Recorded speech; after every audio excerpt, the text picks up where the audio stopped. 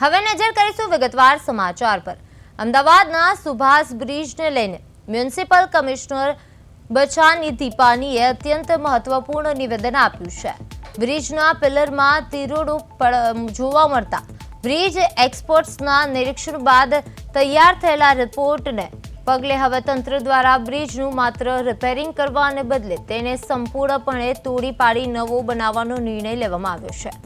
આ નિર્ણય પાછળનું મુખ્ય કારણ બ્રિજની જર્જરિત સ્થિતિ છે અને અગાઉ 236 કરોડના ખર્ચે અને 9 મહિનાના સમયગાળામાં રિપેરિંગ કરવાનું આયોજન કર્યું હતું, પરંતુ હવે નવો બ્રિજ બનાવવામાં આવનાર હોવાથી પ્રોજેક્ટનો નવો ખર્ચ અને સમયગાળો બંનેમાં નોંધપાત્ર વધારો થશે।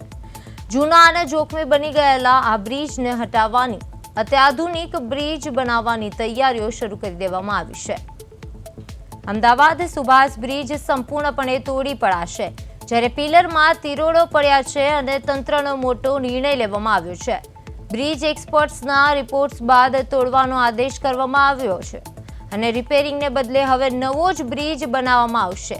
હવે અત્યંત જૂનો હોવાથી આ સુરક્ષા માટે નિર્ણય લેવામાં આવ્યો છે।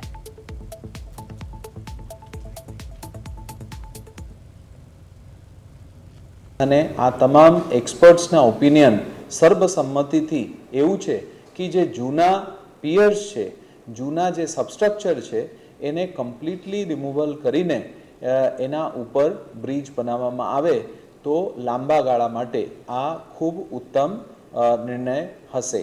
એ પ્રકારનું એક ઓપિનિયન આવ્યું છે।